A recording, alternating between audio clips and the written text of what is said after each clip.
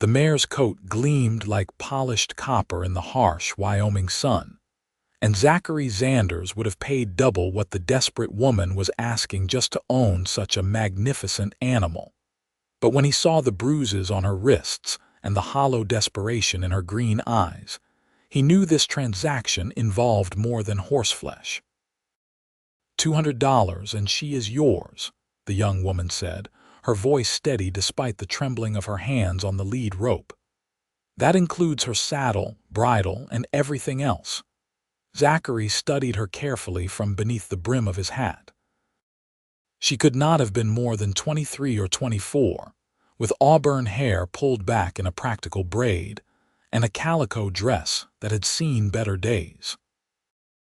The year was 1884, and Colfax, Wyoming had seen its share of desperate folks passing through, but something about this woman struck him differently. The mare beside her was worth at least $500, maybe more, and anyone with eyes could see it. "That is a lot of horse for not much money," Zachary said slowly. He was 28 years old, had been running his ranch alone since his father passed 2 years prior, and had learned to read people as well as he read the weather. "What is the real story here, miss?"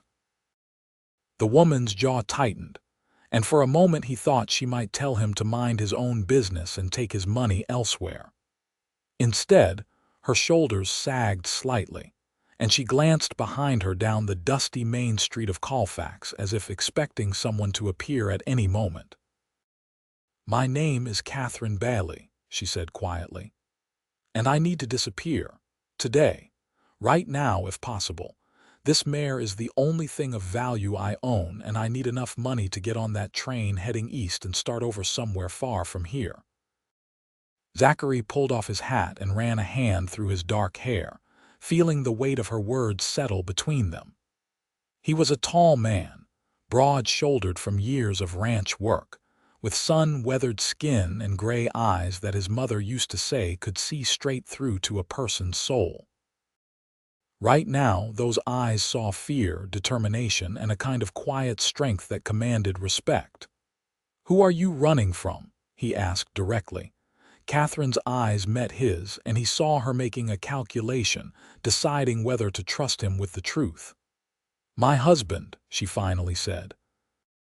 "Or rather, the man I was forced to marry 6 months ago when my father sold me off to settle his gambling debts. Gerald Hutchins. He owns the Silver Bell Saloon in Laramie, and he is not a kind man." The bruises on her wrists made sudden, sickening sense. Zachary felt anger kindle in his chest, hot and immediate. He had never understood men who raised their hands to women, who used their strength as a weapon against those who should have been under their protection.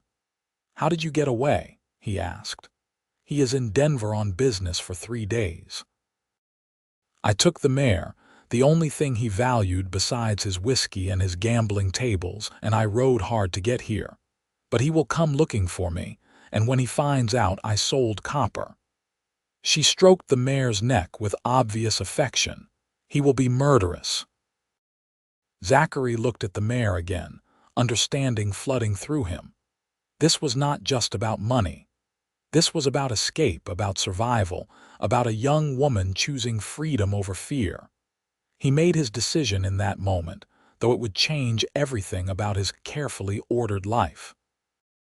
"I will give you $300, he said, "but not for the horse."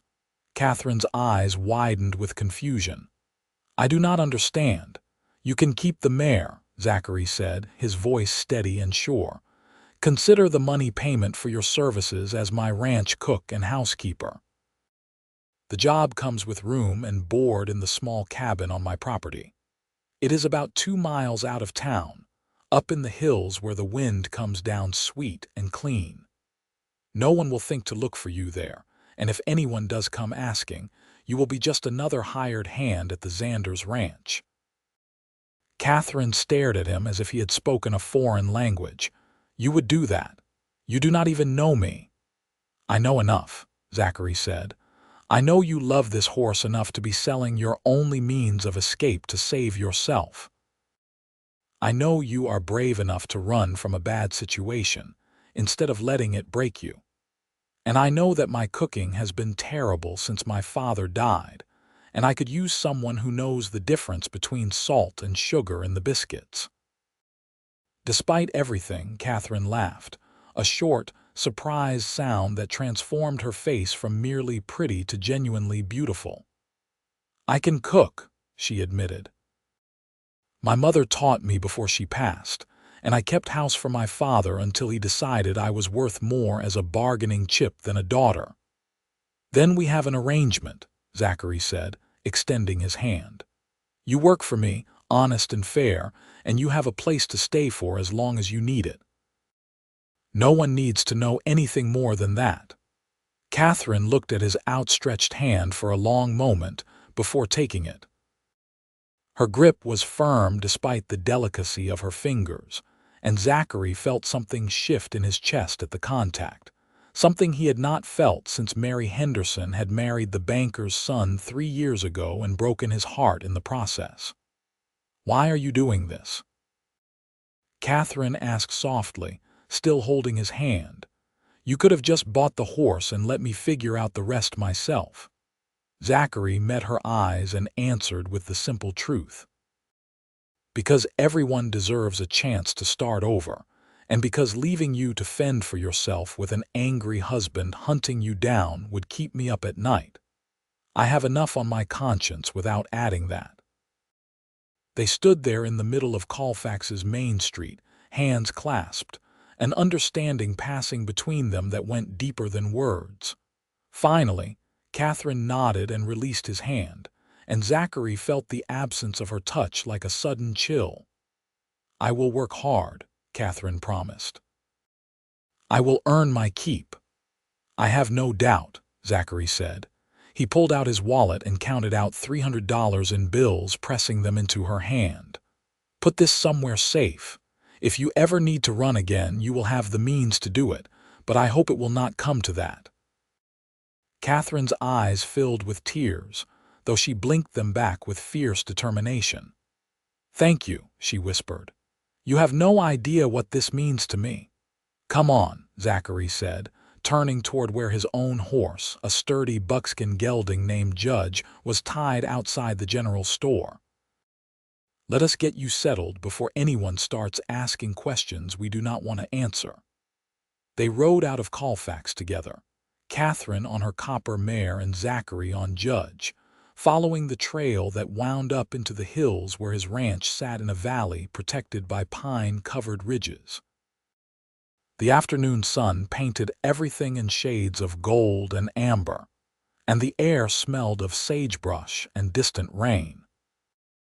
Zachary found himself acutely aware of Katherine's presence beside him, the way she sat her horse with natural grace, the way her eyes took in the landscape with an appreciation that spoke of someone seeing beauty for the first time in a long while.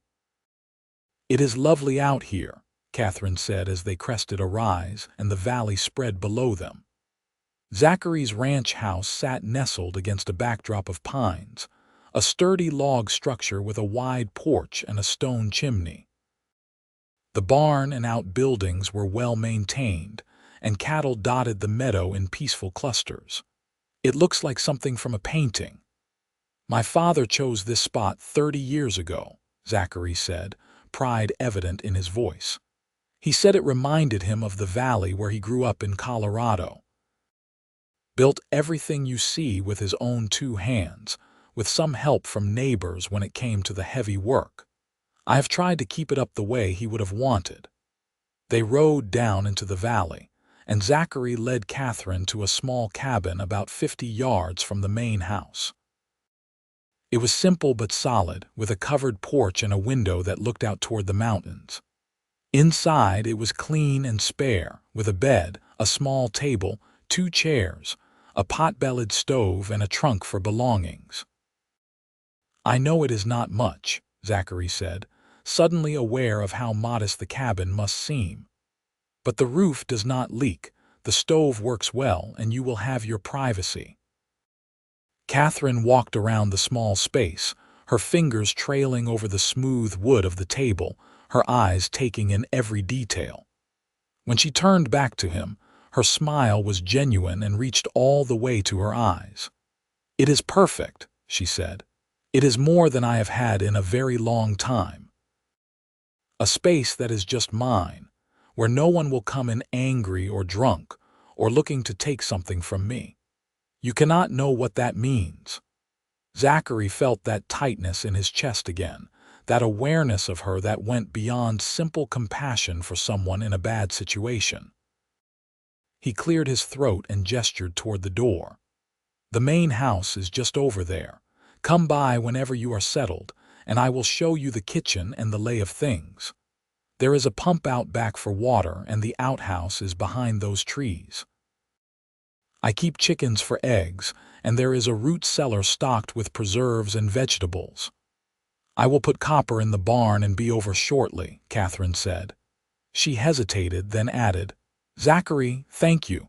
Again, I do not have enough words for it, but thank you." He nodded, not trusting his voice, and left her to settle in. As he walked back to the main house, he found himself wondering what he had just done, bringing a married woman onto his property, offering her protection from a husband who had every legal right to take her back. The law would side with Gerald Hutchins if it came to that. A wife was her husband's property, no matter how much that turned Zachary's stomach. He was potentially putting himself and his ranch at risk. But when he remembered the bruises on Katherine's wrists and the desperate hope in her eyes, he knew he would make the same choice again. That evening, Katherine appeared at the main house as the sun was setting. She had changed into a simple gray dress and had tied an apron around her waist, her hair still in its practical braid. Zachary showed her the kitchen, the pantry, the root cellar, and the spring house where he kept milk and butter cool. She asked intelligent questions and made mental notes, her eyes sharp and observant. "I will make supper," she announced, rolling up her sleeves. "You look like you have had a long day, and I imagine you were planning on something quick and probably burnt." Zachary laughed despite himself. "My usual fare is beans and bacon, sometimes with bread if I remembered to pick some up in town." "Well, tonight we will have something better," Katherine said, already pulling ingredients from the pantry. "Why do you not sit down and tell me about the ranch? How many head of cattle do you run? Do you have any hired hands? What crops do you grow?" So Zachary sat at his own kitchen table, watching a woman cook in his home for the first time in 2 years, and talked about his life. He told her about the 200 head of cattle he ran on 1,000 acres of prime grazing land, about how he hired extra hands during roundup and branding, but otherwise managed alone. He told her about the hay fields he planted every spring, about the harsh winters that could kill the unprepared, about the neighbor ranchers who had become like family over the years. Katherine worked as she listened, her hands quick and efficient. She made biscuits from scratch, fried up thick slices of ham, prepared gravy that actually looked edible, and heated canned green beans with butter and herbs. The kitchen filled with smells that made Zachary's mouth water and reminded him sharply of his childhood, of his mother humming as she cooked. They ate together at the table, a comfortable silence falling between them, punctuated by the scrape of forks on plates and the occasional comment about the food. Zachary found himself watching Katherine when she was not looking, noticing little things like the way she chewed thoughtfully, the way she kept her left hand in her lap, as if hiding the ring that still circled her finger. "Tomorrow I will need to ride out and check the fence line in the north pasture," Zachary said as they finished eating. "I should be back by midday. You do not need to cook a big lunch, just something simple will do fine." "I will make bread in the morning," Katherine said. "And there are apples in the root cellar that would make a good pie, if you like apple pie." "I like any pie that I do not have to make myself," Zachary admitted, and Katherine laughed again, that same surprised sound that made him want to say funny things just to hear it repeated. They cleaned up the dishes together, working around each other in the kitchen with an ease that should not have been possible between two people who had only met that afternoon. When everything was washed and put away, Katherine untied her apron and folded it over the back of a chair. "I should let you get some rest," she said. "Thank you for supper. Or rather, thank you for the ingredients and the opportunity to make supper." "Katherine," Zachary said as she turned toward the door. She looked back at him, her green eyes questioning. "If Gerald Hutchins shows up here, you stay in your cabin and let me handle it. Do not come out no matter what you hear. Do you understand?" The fear flickered across her face again, quick and sharp before she mastered it. "He will not come tonight," she said. "I have at least another day before he returns from Denver and realizes I am gone.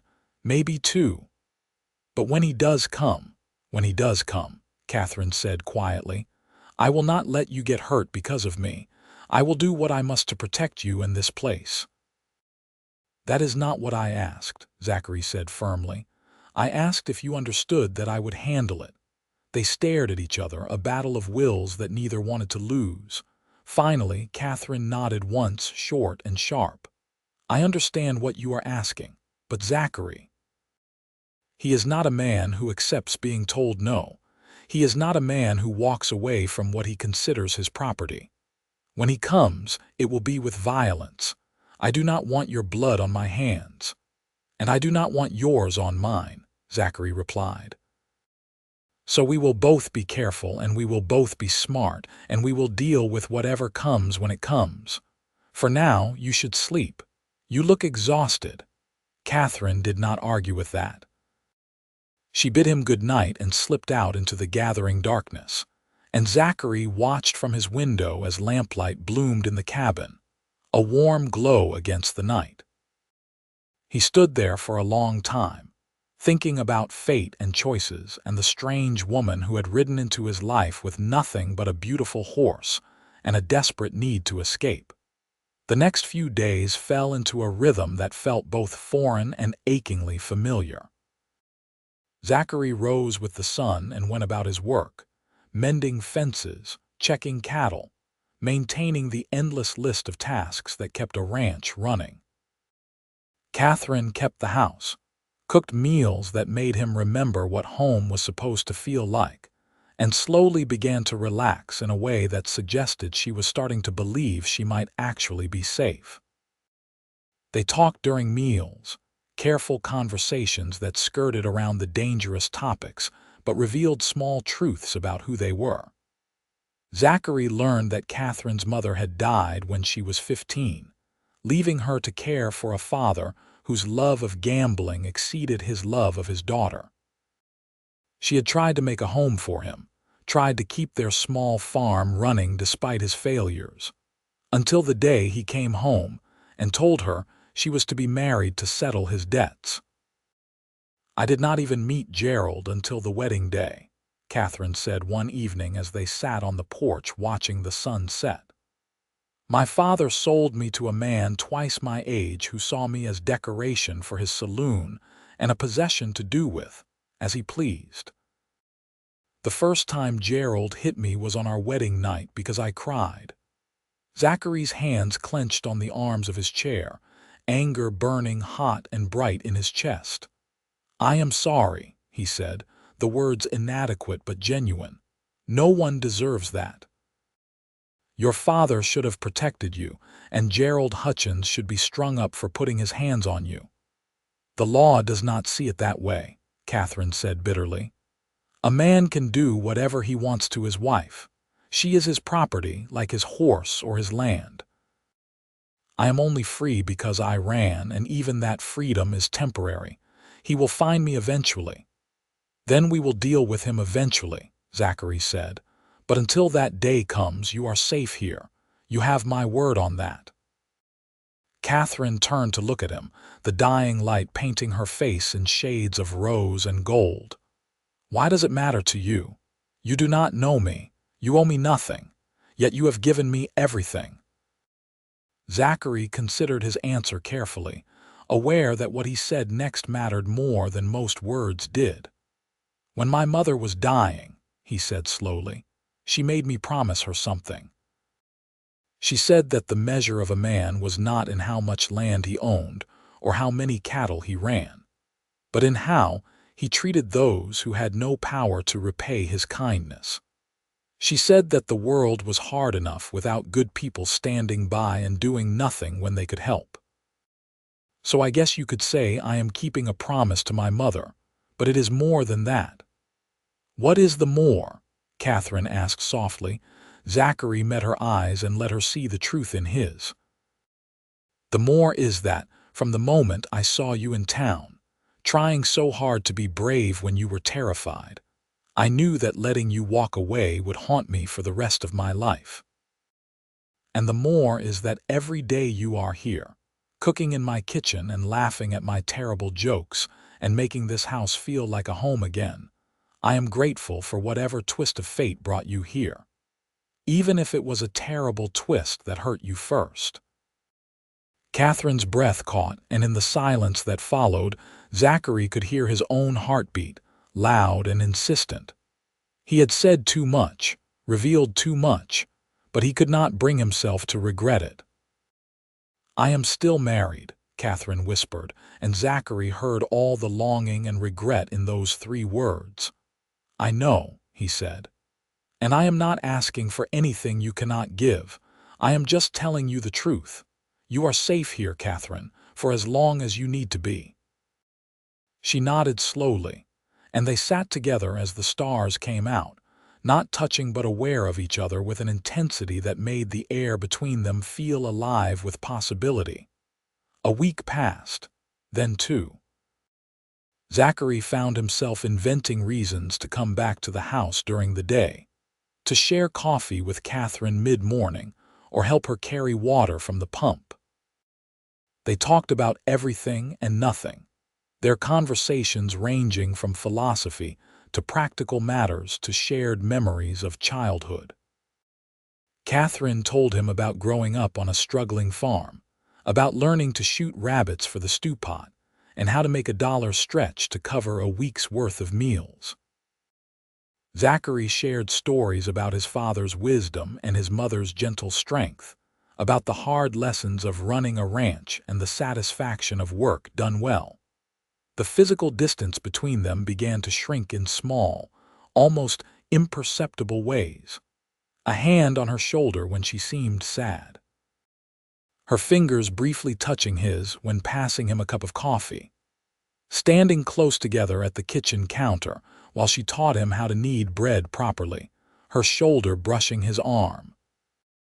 Neither of them acknowledged these moments outright, but Zachary felt each one like a brand, marking him permanently as hers even though she could not be his. 3 weeks after Katherine arrived, a rider came up the trail toward the ranch house. Zachary was in the barn mucking out stalls when he heard the hoofbeats, and something in the aggressive pace of the approaching horse made his stomach tighten with dread. He grabbed his rifle from where it hung by the barn door and stepped out into the yard just as a man on a fine black horse pulled up in a cloud of dust. Gerald Hutchins was exactly what Zachary had pictured, a heavy-set man in his mid-40s with cold eyes and a mouth that curved naturally into a sneer. He wore expensive clothes that did not quite disguise the meanness in his bearing, and when he saw Zachary, his hand moved toward the gun at his hip in a gesture that was pure intimidation. "You Xanders?" Gerald demanded without preamble. "I am," Zachary said, his voice level despite the adrenaline singing in his veins. "What business do you have here?" "I am looking for my wife," Gerald said. "Katherine Bailey Hutchins. Red hair, green eyes, about 23 years old. I have reason to believe she came through Colfax about 3 weeks ago, and I have been asking around about who might have bought her horse. Your name came up." Zachary's mind raced. Someone in town must have seen them together, must have talked. He should have been more careful, should have anticipated this. "I did buy a horse about 3 weeks ago," he admitted. "A copper-colored mare from a young woman who needed money for train fare. She said she was heading east to live with family. I have not seen her since." Gerald's eyes narrowed. "You are lying. That horse is worth a fortune, and my wife is too stupid to have negotiated a fair price for her. Why would you let her go if you got the mare for cheap?" "I paid fair market value," Zachary said, "and what happened after that is none of my business.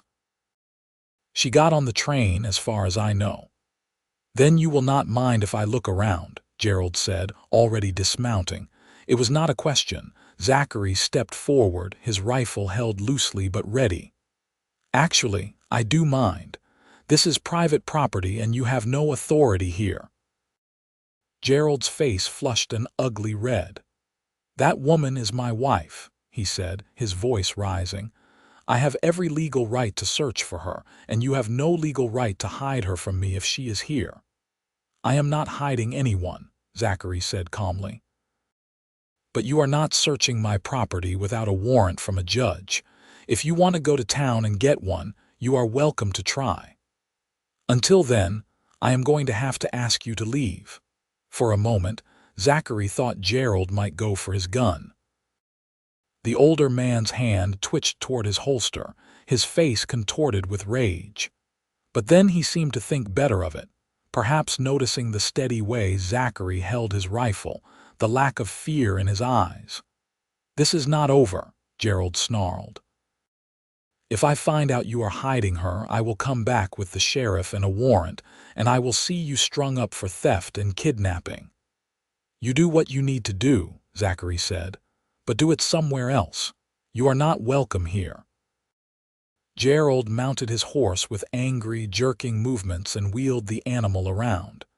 "She is my wife," he shouted back over his shoulder. "My property, and I will have her back, no matter what it takes."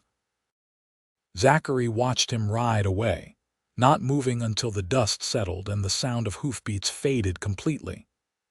Only then did he look toward the cabin and see Katherine standing in the doorway, her face pale and her eyes wide with fear. He walked over to her, and she stepped back to let him inside. The small space felt even smaller with both of them in it, the air thick with unspoken fears. "He knows," Katherine said, her voice barely above a whisper. "He knows I am here, or at least he suspects it. He will come back, Zachary. Maybe with the law, maybe with his friends from the saloon. Men who will hurt you to get to me." "Let him come," Zachary said firmly. "Let him bring the sheriff if he wants. You are not going back to him, Katherine. I will not allow it." "You cannot stop it," Katherine said, and now tears were running down her face. "The law is on his side. A wife belongs to her husband. They will make me go back, and you will be arrested for harboring me. I have to leave. I have to run again before he brings the authorities." "No." Zachary reached out and took her shoulders gently, making her look at him. "You are not running, not anymore. We will figure this out together." "How?" Katherine demanded. "How do we figure out a law that says I am his property? How do we fight something that the whole world agrees is right and proper?" Zachary thought fast, his mind turning over possibilities and discarding them just as quickly. Then an idea came to him, risky and complicated but possible, just possible enough to work. "We get you a divorce," he said.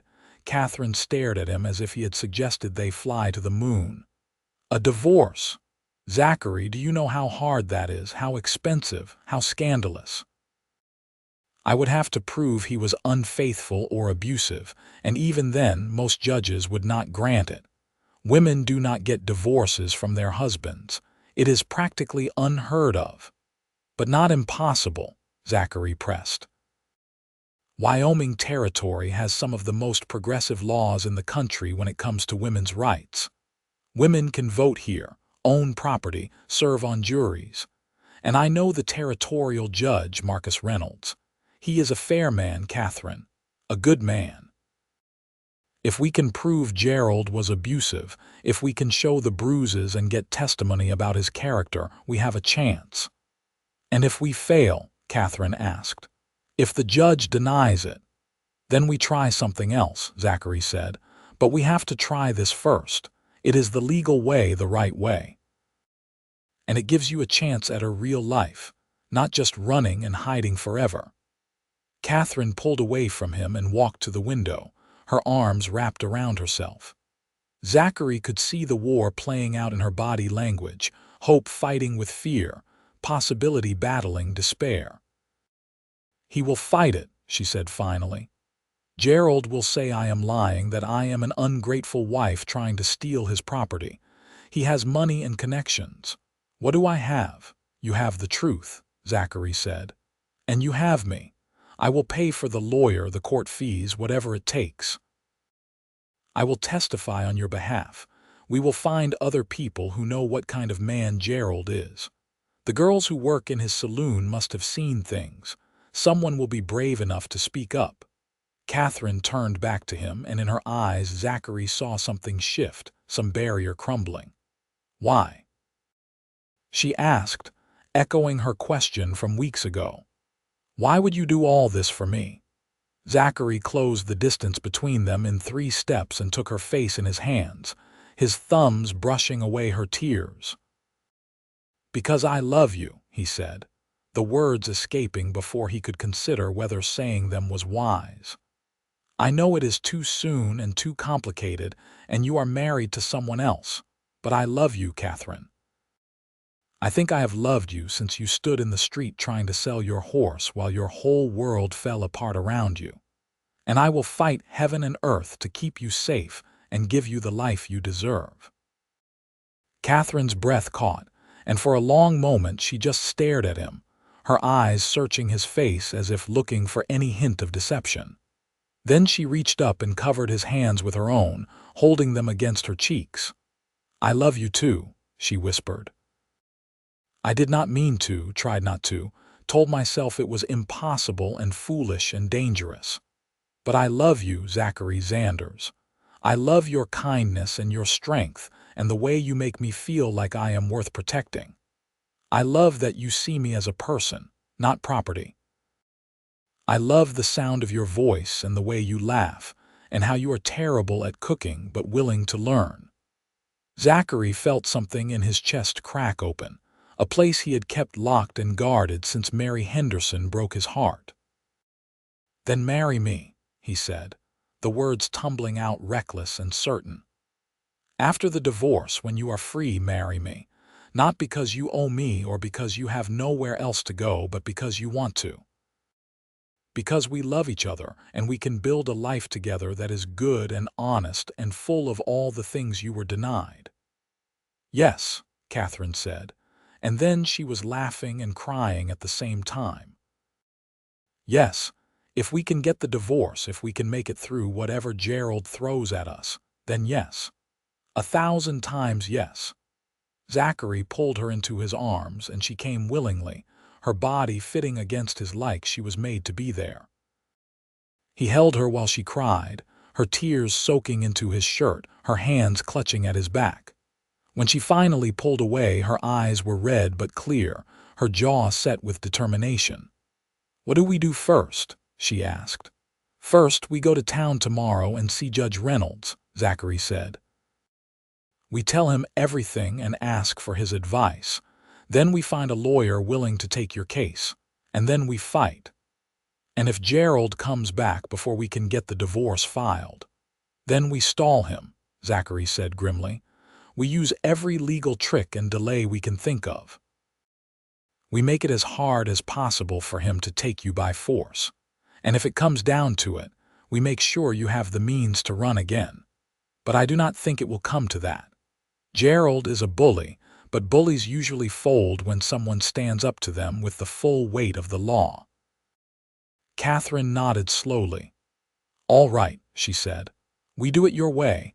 We fight legally and properly. But Zachary, if it looks like he is going to win, if the judge denies the divorce and orders me back to him, I want you to promise me something." "Anything," Zachary said. "Promise me you will not do anything stupid to try to keep me here," Katherine said urgently. "Promise me you will not throw away your life and your ranch to fight a battle you cannot win. I will not have you in jail or worse because of me. Promise me." Zachary wanted to argue, wanted to say that he would fight for her no matter the cost, but he saw the fear in her eyes and knew she needed this assurance. "I promise I will not do anything stupid," he said carefully. "But I also promise that I will not let you go back to a man who hurts you without exhausting every legal option available." "Fair enough." Katherine considered this, then nodded. "Fair enough." They rode into Colfax together the next morning, a united front that drew curious looks from the townspeople who saw them pass. Zachary had instructed Katherine to wear her long sleeves despite the warmth of the day, to keep the healing bruises on her wrists visible. They needed evidence, needed to document the abuse if they were going to make their case. Judge Marcus Reynolds maintained an office above the land claims building, a spacious room lined with law books and furnished with the kind of heavy, serious furniture that conveyed authority and stability. He was a man in his late 50s with iron gray hair and sharp blue eyes that missed nothing. Zachary had known him for years, had served on a jury at his request, and trusted his sense of justice more than any other official in the territory. The judge listened to their story without interruption, his expression grave and thoughtful. When Katherine showed him her wrists and the fading bruises that still mottled her skin, his jaw tightened with barely suppressed anger. "This is a difficult case," Judge Reynolds said when they finished. "Not because I doubt your claims, Miss Bailey, but because the law is heavily weighted in favor of preserving marriages, even bad ones. To grant a divorce, I will need clear evidence of extreme cruelty or habitual intemperance. Bruises help, but they can fade. Do you have any other witnesses to his abuse?" "There are women who work in his saloon," Katherine said. "Girls who have seen how he treats me, who have heard the things he says. I do not know if they would be willing to testify. They depend on him for their livelihoods, and he is not a forgiving man." "What about the man himself?" Judge Reynolds asked. "Does he have a reputation in Laramie? Has he been arrested or charged with anything?" "He owns half the local law enforcement," Katherine admitted. "The sheriff is his drinking partner, but there are people who know what he is. The doctor who treated me after Gerald broke my rib. The neighbor woman who brought me medicine and told me I should leave while I still could. The bartender who has cleaned up after Gerald's rages." Judge Reynolds made notes on a piece of paper, his handwriting precise and careful. "Here is what I can do," he said. "I can schedule a hearing for 2 weeks from now. That will give you time to gather witnesses, and for me to send inquiries to my colleagues in Laramie about Gerald Hutchins' character and reputation. In the meantime, I can issue a temporary order preventing him from removing you from Wyoming territory until the hearing is concluded. It is not much protection, but it is something."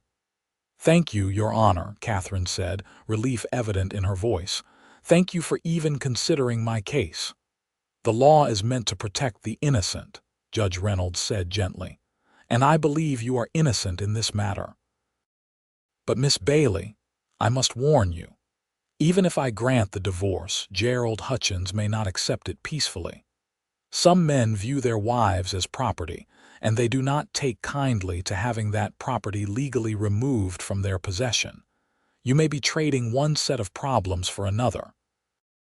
"I understand," Katherine said, "but at least it will be my choice. At least I will be free, even if I have to spend the rest of my life looking over my shoulder." "Let us hope it does not come to that," the judge said. He turned to Zachary. "And you, Xanders. You understand the position you are putting yourself in by harboring this woman and financing her divorce. If Hutchins decides to make trouble for you, he has the legal ground to do so." "I understand," Zachary said firmly, "and I am willing to accept the consequences." Judge Reynolds studied them both for a long moment, his expression unreadable.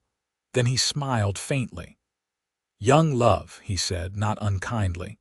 It makes fools of us all. Very well. I will do what I can within the bounds of the law. Get me witnesses, get me evidence, and I will give you a fair hearing. That is the best I can offer. They left the judge's office with a fragile sense of hope, a feeling that maybe, just maybe, things could work out. Zachary hired a lawyer that afternoon, a sharp young man named Theodore Walsh, who had a reputation for being unafraid of powerful opponents. Theodore listened to Katherine's story with the same focused intensity as the judge, asked pointed questions about dates and details, and agreed to take the case. This will not be easy, Theodore warned them. Hutchins has money and connections, and the law is generally not sympathetic to women who want to leave their marriages. But Wyoming territory has granted divorces for abuse before, and with the right evidence and testimony, we have a fighting chance. Over the next 2 weeks, they worked tirelessly to build Katherine's case. Theodore traveled to Laramie and tracked down witnesses, returning with depositions from 3 women who worked in Gerald's saloon, each testifying to his violent temper and cruel treatment of his wife. He found the doctor who had treated Katherine's broken rib and convinced him to provide medical records. He even located the neighbor woman who had helped Katherine when Gerald was at his worst, a brave older lady who agreed to testify despite her fear of retribution. During those weeks, Zachary and Katherine grew closer in ways that went beyond their declarations of love. They learned each other's habits and quirks, their hopes and fears. They sat up late talking about the life they would build together if the divorce was granted, planning everything from where to put the garden to what they would name their future children. It was a kind of hopeful dreaming that felt both dangerous and necessary, a way of holding on to the belief that good things were possible even when the world seemed determined to crush them. Gerald did not come back to the ranch during those weeks, but his presence loomed over them like a thundercloud on the horizon. Zachary heard through friends in town that he had been asking questions, trying to find out who might testify against him, making thinly veiled threats about what would happen to anyone who interfered in his marriage. The territorial marshal had been called to Colfax to ensure Gerald complied with Judge Reynolds' order to stay away from Katherine, a fact that seemed to enrage him more than the order itself. The night before the hearing, Zachary and Katherine sat on the porch of the main house, watching the stars emerge in the darkening sky. The summer air was warm and sweet with the scent of wildflowers, and somewhere in the distance, an owl called out into the gathering night. "Are you scared?" Zachary asked, his hand finding hers in the darkness. "Terrified," Katherine admitted, "but also strangely calm. Whatever happens tomorrow, I know I did everything I could. I spoke the truth, found witnesses, built a case. If the judge denies the divorce after all that, then at least I will know I tried." "He will not deny it," Zachary said with more confidence than he felt. "Not with the evidence we have, not with your courage in speaking up." Katherine squeezed his hand. "And if he does?" "If I am ordered back to Gerald, then we will figure something out," Zachary said. "But Katherine, I do not believe it will come to that. I have faith in the judge, faith in the law, and faith in you." They sat in silence for a while, both lost in their own thoughts. Finally, Katherine spoke again, her voice soft but steady. "If we win tomorrow, if the divorce is granted, how long do we have to wait before we can be married?" "Theodore says probably 6 months," Zachary answered. "The judge will want to make sure the divorce is final and not contested." "But 6 months is not so long to wait, not after everything we have already been through." "6 months," Katherine repeated, as if testing the words. "In 6 months I could be Katherine Xanders instead of Katherine Hutchins. I could be truly free." "You will be free tomorrow," Zachary corrected gently. The marriage will just be a celebration of that freedom, not the source of it. Katherine turned to look at him, her eyes luminous in the starlight. "How did I get so lucky?" she asked. "How did I stumble into your life at exactly the moment I needed you most?" "I ask myself the same thing," Zachary said. "Except in my version, I am the lucky one." They sat together until the night grew cold and the stars wheeled overhead in their ancient patterns. Two people on the edge of a new life, hoping that tomorrow would bring the freedom and justice they both desperately needed. The courthouse was packed the next morning when they arrived.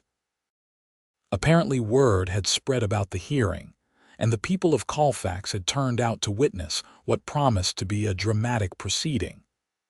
Zachary spotted several of his fellow ranchers in the crowd, men who had known his father and who nodded to him with expressions of support. He also saw the curious stares, the whispered conversations behind hands, the judgment in some faces at the sight of Katherine walking beside him. Gerald Hutchins sat at the front of the courtroom with his own lawyer, a slick-looking man from Cheyenne with expensive clothes and a superior sneer. Gerald himself looked freshly shaved and respectably dressed, playing the part of the wronged husband to perfection. When his eyes met Katherine's, the hatred in them was so intense that Zachary instinctively moved closer to her, ready to intervene if Gerald tried anything. Judge Reynolds entered through his chamber's door, and everyone rose. He took his seat behind the bench, surveyed the packed courtroom with an expression that revealed nothing, and called the hearing to order. The next several hours were grueling. Theodore Walsh presented Katherine's case methodically and thoroughly, calling witness after witness to testify about Gerald's character and treatment of his wife. The women from the saloon spoke in trembling voices about the rages they had witnessed, the cruel words Gerald used to describe Katherine, the way he would come home drunk and angry looking for someone to punish. The doctor testified about the broken rib, about the bruises that suggested sustained abuse rather than a single incident. The neighbor woman spoke about hearing screams from the Hutchins house late at night, about finding Katherine huddled on her doorstep one morning with blood on her face and terror in her eyes. Katherine herself took the stand and told her story with quiet dignity, never breaking down despite the horrific details she was forced to recount. She described her father's betrayal, the wedding to a man she did not know, the escalating violence that became her daily reality. She showed the judge her wrists, her ribs, the scars that told the story of her marriage better than words ever could. Gerald's lawyer tried to discredit her testimony, suggesting she was a hysterical woman prone to exaggeration, that the bruises could have come from any number of accidents on a working ranch. He painted Gerald as a successful businessman, a pillar of the Laramie community, a man who provided well for his ungrateful wife. He suggested that Katherine had run off with another man, pointing at Zachary, and was now making false accusations to justify her adultery. But Theodore was ready for every argument, countering with evidence and witness testimony that painted a very different picture of Gerald Hutchins. He produced records of bar fights and public drunkenness, testimony from other men who had been threatened or cheated by Gerald in business dealings, a pattern of violence and cruelty that extended far beyond his marriage. When it was Gerald's turn to testify, he played the part of the wounded husband perfectly, claiming that he loved his wife and only wanted her back home where she belonged. But under Theodore's cross-examination, his mask began to slip. His answers became more defensive, more aggressive. When Theodore asked him directly about the broken rib, Gerald's temper flared. "A wife sometimes needs correction," he snarled. "That is my right as her husband. What happens between a man and his wife in their own home is no business of this court or anyone else." The courtroom erupted in whispers, and Judge Reynolds banged his gavel for silence.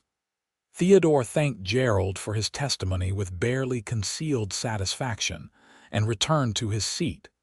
When all the testimony was concluded, Judge Reynolds called for closing arguments. Gerald's lawyer made an impassioned speech about the sanctity of marriage, the dangers of allowing women to simply walk away from their vows, the chaos that would result if wives could claim abuse whenever they were unhappy. Theodore's closing was simpler but more powerful. He talked about justice and human dignity, about the fundamental right of every person to be safe in their own home. He reminded the judge that Wyoming territory had led the nation in recognizing women's rights and should continue that tradition by granting a divorce to a woman who had been systematically brutalized by the man who had vowed to cherish her. Judge Reynolds listened to both arguments without expression, then announced that he would render his decision after a brief recess to review the evidence and testimony. The court would reconvene in 1 hour. That hour felt like the longest of Zachary's life. He and Katherine sat outside the courthouse under a tree, not talking, just holding hands and trying to breathe through the anxiety. Theodore paced nearby, reviewing his notes and muttering to himself. Gerald remained inside the courthouse, surrounded by supporters who clearly believed his version of events. When they were finally called back inside, the tension in the courtroom was so thick it felt hard to breathe. Judge Reynolds took his seat and surveyed the room with an expression that still revealed nothing of his thoughts. "This is one of the most difficult cases I have had to decide," he began, his voice carrying clearly through the hushed room. "The law regarding marriage and divorce is complex, designed to preserve the institution while also protecting individuals from genuine harm. In this case, I have heard testimony and seen evidence that leaves no doubt in my mind that Katherine Bailey Hutchins suffered extreme cruelty at the hands of her husband, Gerald Hutchins. The evidence of physical abuse is clear and compelling. The testimony of witnesses, including medical professionals, paints a picture of a marriage that was violent and dangerous from the beginning.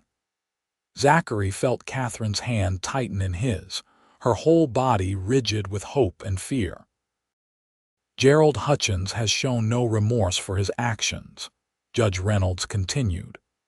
Indeed, he has suggested in his own testimony that such violence is his right as a husband, a position that this court emphatically rejects. No person has the right to harm another, regardless of the relationship between them. The fact that Katherine Bailey was married to Gerald Hutchins did not give him license to break her bones or terrorize her in her own home. Judge Reynolds paused and looked directly at Katherine. "Miss Bailey, you have shown remarkable courage in coming forward and speaking your truth, despite the social and legal obstacles in your path. You have built a compelling case and have demonstrated that your claims of abuse are not exaggerated or fabricated. Therefore, it is the judgment of this court that your marriage to Gerald Hutchins is hereby dissolved on the grounds of extreme cruelty and habitual abuse. You are granted a divorce, effective immediately." The courtroom erupted. Katherine gasped and burst into tears, covering her face with her hands. Zachary pulled her into his arms, his own eyes stinging with relief and joy. Theodore was grinning and shaking hands with supporters. And Gerald Hutchins was on his feet, his face purple with rage, shouting obscenities at the judge. "This is an outrage," Gerald bellowed. "That woman is my property. You cannot just give her away to another man. I will appeal this decision. I will take it all the way to the Territorial Supreme Court." Judge Reynolds banged his gavel repeatedly. "Mr. Hutchins, you will control yourself in my courtroom, or I will have you removed and held in contempt. You have the right to appeal, of course, But in the meantime, this divorce is legally binding. You are ordered to have no contact with Miss Bailey. If you violate that order, you will be arrested and prosecuted to the fullest extent of the law. Do you understand?" Gerald was breathing hard, his hands clenched into fists. For a moment, Zachary thought he might attack the judge or try to force his way to Katherine. But then his lawyer put a hand on his arm and whispered something urgent in his ear. Gerald shook him off but seemed to master himself, at least enough to speak without shouting. "This is not over," he said coldly, his eyes fixed on Katherine. "You think you are free, but you are wrong. You are still mine, divorce or no divorce, and I will make you regret the day you ran from me."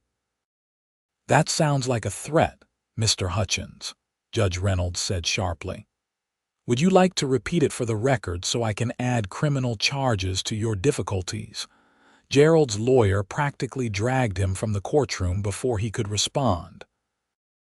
Zachary watched them go, his arm tight around Katherine's shoulders, knowing that the judge's decision was only the first battle in what might be a long war.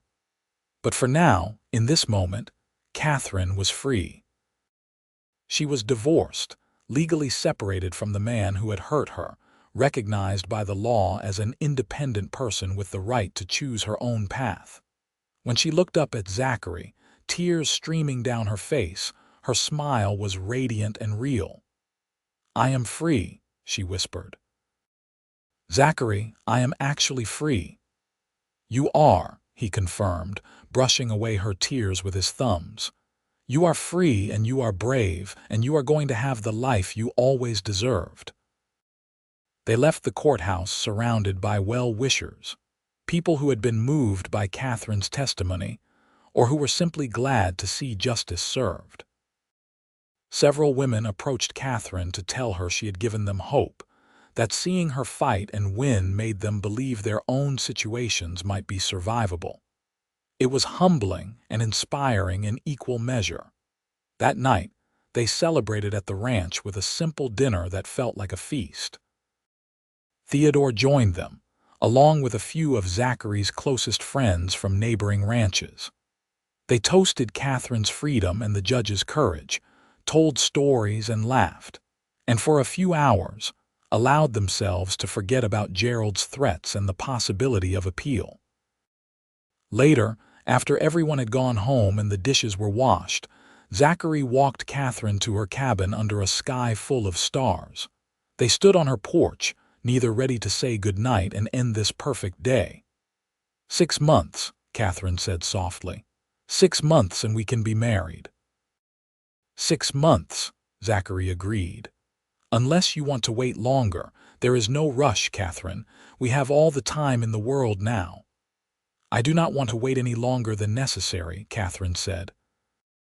"I have spent enough of my life being afraid, being trapped, being something other than what I wanted to be. I want to marry you, Zachary. I want to be your wife and build a life together and fill this ranch with children and laughter and all the good things we both deserve." Zachary cupped her face in his hands, his heart so full it felt like it might burst. "Then 6 months it is," he said. "And until then we plan the wedding and make sure everything is perfect," Katherine laughed. "I do not need perfect," she said. "I just need you." He kissed her then, soft and gentle and full of promise. When they finally pulled apart, both were smiling, giddy with the possibilities that stretched before them. The next 6 months passed in a blur of happiness punctuated by occasional shadows. Gerald did not appeal the divorce, but he did not accept it gracefully either. There were incidents of cattle being driven from Zachary's pastures in the night, fences cut, supplies stolen from the barn.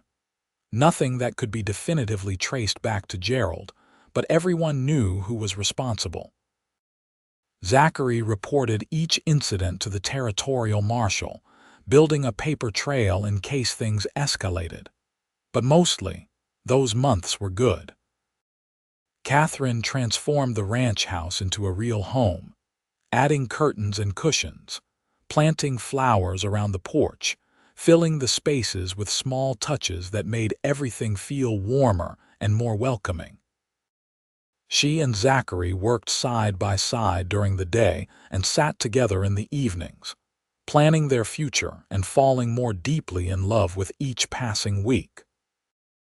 They were married on a cold December morning in 1885, with Judge Reynolds presiding over the ceremony and what seemed like half of Colfax in attendance.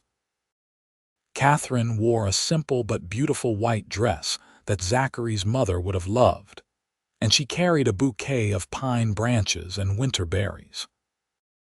Zachary wore his best suit and spent the entire ceremony trying not to cry at the sight of her walking toward him, free and smiling and choosing him of her own volition. Their vows were traditional but heartfelt, promises of love and fidelity and partnership that carried extra weight because both of them knew what it was to be without those things. When Judge Reynolds pronounced them husband and wife, the whole gathering erupted in applause, and Zachary kissed his bride with such joy that people were still talking about it weeks later. They honeymooned at the ranch, not wanting to leave the place that had become their sanctuary. They spent the week doing nothing productive, just learning each other in new ways, talking and laughing and making love in the big bed in the main house, where Katherine now lived as Zachary's wife, not his employee or his burden but his partner in all things. The first real challenge of their married life came in February, when Gerald appeared at the ranch one final time, drunk and belligerent, and demanding to speak to Katherine. Zachary met him at the property line with his rifle and two neighboring ranchers who had come as backup. "She does not want to speak to you," Zachary said calmly, "and you are violating a court order by being here. Leave now, or I will have you arrested." "She was mine first," Gerald slurred, swaying in his saddle. "You stole her from me. You turned her against me with your lies and your promises." "She loved me once." "She never loved you," Zachary said. "She feared you. There is a difference." Gerald's face contorted with rage, and for a moment Zachary thought he would have to use the rifle, but then something seemed to break in the older man. His shoulders slumped, his face crumpled, and he looked less like a threatening presence and more like a pathetic drunk on a horse he could barely control. "She was all I had," Gerald said, his voice thick with self-pity. "The only thing in my life that was good and pure, and she left me. Everyone leaves me eventually. Maybe if you stopped hurting people, they would stay," Zachary said without sympathy. "Now get off my land before I stop being reasonable." Gerald looked like he might argue, but then he seemed to run out of fight. He turned his horse and rode away into the gray winter afternoon, and that was the last time Zachary ever saw him. Word came a few months later that Gerald had sold his saloon and moved to California, drinking himself into obscurity in some town where no one knew his name or cared about his failures. Life settled into a peaceful rhythm after that. Zachary and Katherine ran the ranch together, equal partners in all decisions. She proved to have a good head for business, keeping meticulous records and suggesting improvements that increased their profits. He listened to her ideas and valued her input, treating her always as an intelligent adult rather than a subordinate or a decoration. Their first child, a boy they named Joseph after Zachary's father, was born in October of 1886. Katherine labored for 12 hours with a midwife and doctor in attendance, and Zachary paced the floor of his own house like a caged animal, terrified at every cry that came from the bedroom. But when he was finally allowed to enter and saw Katherine propped against the pillows with their son in her arms, both of them healthy and whole, he wept with relief and joy. "He has your eyes," Katherine said, smiling tiredly as Zachary sat on the edge of the bed and touched his son's impossibly small hand. "Gray as a winter sky." "And your hair," Zachary said, running a gentle finger over the baby's auburn fuzz. "He is perfect. You are perfect." I cannot believe how lucky I am." "We are both lucky," Katherine corrected. "We found each other when we both needed saving, and we built something beautiful from that beginning. Joseph is just the first of many blessings we will share." She was right. Over the next several years, they had 3 more children: a daughter named Margaret, another son called William, and finally a surprise late addition they named Sarah. The ranch house rang with children's laughter and the chaos of a growing family. They added on to the original structure, building more bedrooms and a larger kitchen, expanding to accommodate their expanding life. Zachary proved to be a devoted father, patient and loving with his children in a way that sometimes brought tears to Katherine's eyes when she remembered her own father's failures. He taught his sons to ride and rope and work the ranch, but he also taught them to read and think and treat all people with respect. He raised his daughters to be strong and independent, encouraging Margaret's love of horses and Sarah's quick mind for numbers. Katherine blossomed in her role as mother and ranch wife, no longer the frightened young woman who had sold her horse in desperation, but a confident, capable woman who knew her own worth. She became involved in the community, helping to establish a school in Colfax, and serving as a voice for other women who needed support or assistance. Her story became something of a legend in the territory, an example of how courage and determination could overcome even the most difficult circumstances. Years passed, and the ranch prospered. Zachary expanded their herd, bought more land, and built the Xanders Ranch into one of the most successful operations in Wyoming. But he never forgot what mattered most. Every night, no matter how busy the day had been, he made sure to spend time with Katherine, talking about their day, sharing their concerns and joys, maintaining the connection that had saved them both. On their 10th wedding anniversary, Zachary took Katherine riding up into the hills above the ranch, following a trail that wound through pine forests to a meadow that overlooked their entire valley. It was spring, and the meadow was carpeted with wildflowers, a riot of color that took Katherine's breath away. "I wanted to bring you here on our first anniversary," Zachary said as they dismounted and stood looking out over their land, their home, their life. "But then Joseph was teething and keeping us up all night, and the timing never felt right. But I wanted you to see this place, to know that this is how I see our life together. Beautiful and wild and full of unexpected color." Katherine turned to him with tears in her eyes, the same green eyes that had captured him a decade ago in Colfax's dusty Main Street. "Do you remember the day we met?" she asked. "When I was so desperate and frightened, and you looked at me like I was worth saving." "I remember everything about that day," Zachary said. "The way the sun hit your hair, the way you held Copper's lead like it was the only thing keeping you standing, the way you tried so hard to be brave when your whole world was falling apart." "I thought you were crazy," Katherine admitted with a laugh. "Offering me money and a job and protection when you did not know anything about me except that I was in trouble. I almost said no because it seemed too good to be true." "I am glad you said yes," Zachary said, pulling her close. "I am glad you trusted me, even when you had no reason to trust anyone. I am glad you fought for your freedom and chose to build a life with me. Every day with you has been a gift, Katherine. Even the hard days, even the scary days when Gerald was threatening us, or when Joseph had that fever that would not break, or when the cattle market crashed. All of it has been worth it because I got to share it with you." Katherine kissed him, soft and sweet, a kiss that held 10 years of love and partnership and shared struggle. "I was thinking," she said when they pulled apart, "that maybe it is time we took in someone who needs help the way you helped me." Zachary raised an eyebrow. "What do you mean?" "I mean that there is a young woman in town, barely 18, whose father is trying to force her into a marriage she does not want," Katherine explained. "I have been talking with her, and her situation reminds me so much of my own. We have the cabin, the one I stayed in that first year. We could offer her a place to stay, help her find her feet, give her the same chance you gave me." Zachary considered this, then smiled. "I think that is a wonderful idea," he said. "We have been blessed with so much. It is only right that we share those blessings with others who need them." So they did.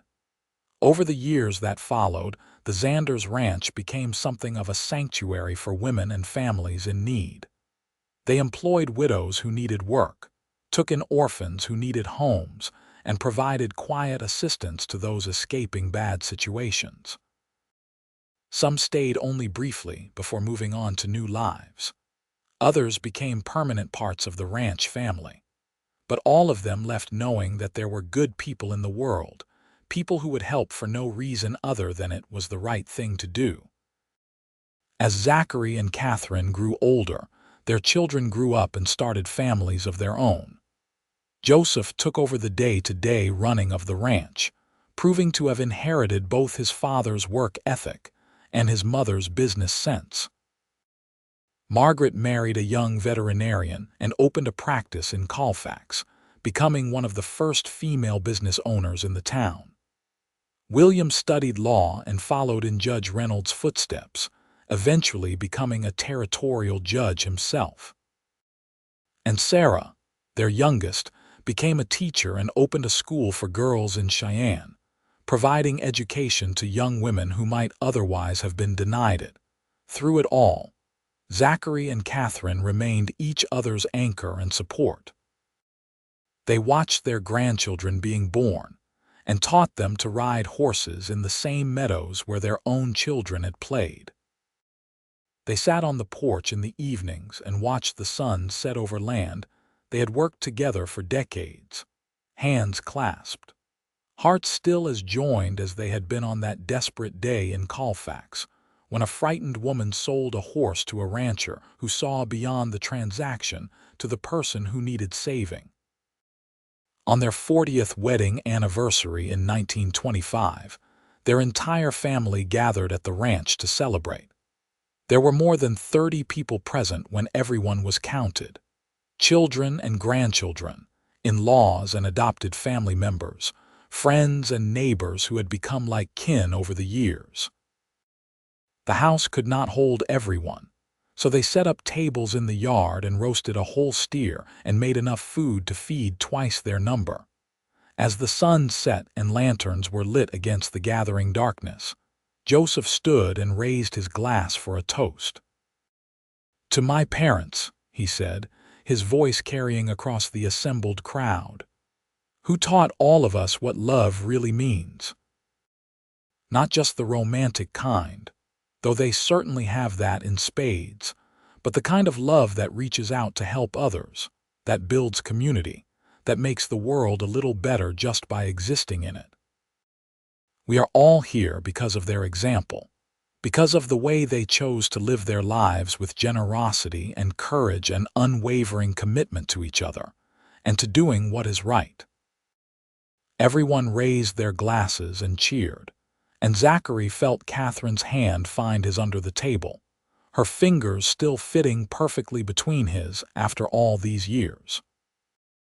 Later, when the party had wound down and most people had gone home or settled into the various bedrooms and cabins scattered across the property, Zachary and Katherine took their customary evening walk.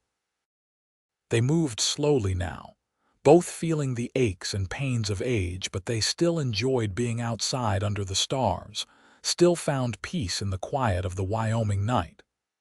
"You ever regret it?" Katherine asked as they stood looking out over the ranch, lit by moonlight and memory. "Taking me in that day. Your life could have been so much simpler if you had just bought copper and let me get on that train." Zachary turned to her, this woman who had been his salvation as much as he had been hers, who had given him children and purpose, and a love deeper than he had known was possible. "Not for one single second," he said firmly. You are the best decision I ever made, Katherine Xanders. You and our family and this life we built together. I would do it all again in a heartbeat, every challenge and every struggle, just to end up here with you."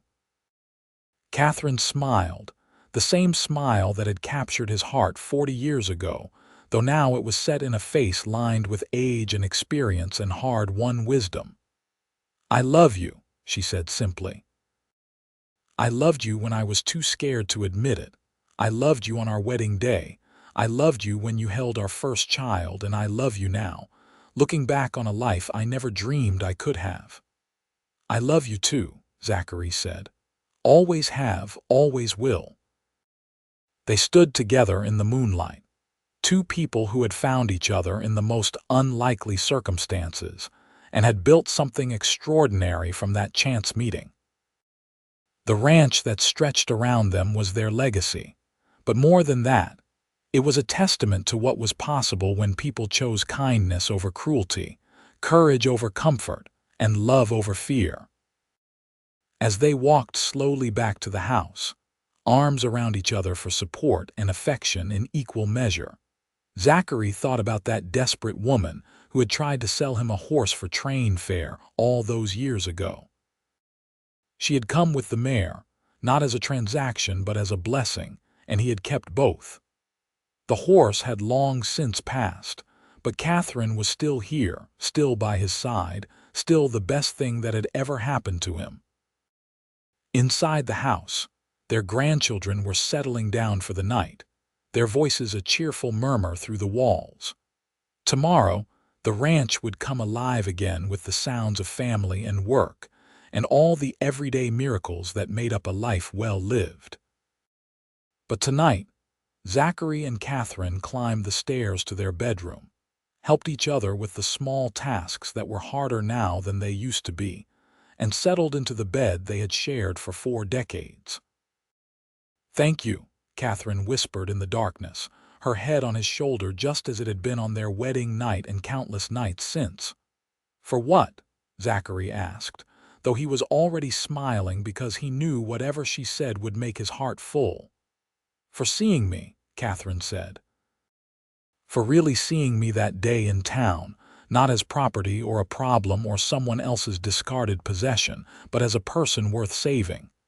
You gave me back my life, Zachary. You gave me myself." "You were always worth saving," Zachary said, pressing a kiss to her forehead. "I just helped you see it." They fell asleep like that, wrapped in each other's arms, two souls who had found their home in each other and had built a love story for the ages. Outside, the Wyoming wind sang through the pines, the same wind that had welcomed Katherine all those years ago when she had ridden up to the ranch as a desperate runaway. Now it sang of permanence and peace, of roots grown deep and love grown deeper still. The Xanders ranch would continue for generations, passing from their children to their grandchildren to great-grandchildren not yet born. The story of how it all began, with a rancher who bought a mare from a desperate seller and kept both the horse and the woman who came with her, would be told and retold, becoming family legend and then local history and finally, a small but important part of Wyoming's story. But for Zachary and Katherine, the story was simpler and more profound. It was about two people who had needed each other at exactly the right moment, who had fought for their love against a world that tried to deny them, and who had built something beautiful and lasting from that difficult beginning. It was about choosing kindness when cruelty was easier, about standing up for what was right even when the law disagreed, and about the transformative power of love that saw past fear and desperation to the possibility of joy. As dawn broke over the ranch the next morning, painting the sky in shades of gold and rose, Katherine woke to find Zachary already awake beside her, watching her with the same expression he had worn on their wedding day. "Good morning," she said, smiling sleepily. "Good morning, Mrs. Xanders," he replied, and after 40 years of marriage, the name still made her heart skip. They rose together and dressed, preparing for another day of the life they had built. There would be breakfast to make for the family members still staying at the ranch, plans to discuss with Joseph about the spring roundup, a letter to write to William about a case he was hearing, and a dozen other small tasks that made up the fabric of their days. But first, as they had done every morning for 40 years, they stood together at the bedroom window and looked out over their land, their legacy, their home. Zachary's arm came around Katherine's waist, and she leaned into him, fitting against his side as naturally as breathing. "It has been a good life," Katherine said softly. "The best," Zachary agreed. "And it is not over yet. We still have years ahead of us, more grandchildren to spoil, more sunsets to watch, more moments like this." Katherine turned in his arms and kissed him, a kiss that held 40 years of love and the promise of however many more they would be given. When they pulled apart, both were smiling, content in the knowledge that whatever challenges might come, they would face them together. The sun rose higher, spilling light across the Xanders ranch and illuminating everything it touched. The main house where Zachary and Katherine had raised their family, the cabin where Katherine had first found safety, the barn where Copper the mare had lived out her days in pampered comfort, the meadows where cattle grazed and children had played. It was an empire built on love and hard work, on second chances, and the courage to choose hope over despair. And at the center of it all were Zachary and Katherine Xanders, the rancher who had bought a mare from a desperate seller and the woman who had come with the horse, two people who had found in each other the home they had both been searching for. Their love story had begun with desperation and fear, but had transformed into something beautiful and enduring, a testament to the power of human kindness and the possibility of happiness even in the darkest circumstances. As they walked down the stairs together to start their day, Katherine squeezed Zachary's hand and thought about the young woman she had been, selling her only valuable possession in a desperate bid for freedom. She thought about the man who had seen past her fear to the person beneath, who had offered her not just safety but partnership, not just protection but love. And she gave thanks, as she did every day, for the twist of fate that had brought her to Colfax, Wyoming on that hot summer day in 1884, to a rancher with kind eyes and a generous heart who had changed her life forever. Their story was complete, a circle closed, a journey finished. They had faced every challenge that life threw at them and had emerged stronger, more deeply connected, more certain of their love. They had raised a family, built a legacy, and created a life that honored the best parts of both of them. They had turned desperation into hope, fear into courage, and loneliness into love that would echo through generations. And as the sun climbed higher in the Wyoming sky, bringing with it the promise of a new day, Zachary and Katherine Xanders walked into their kitchen together, ready to break bread with their family and continue the beautiful, ordinary miracle of a life well lived and a love that had saved them both.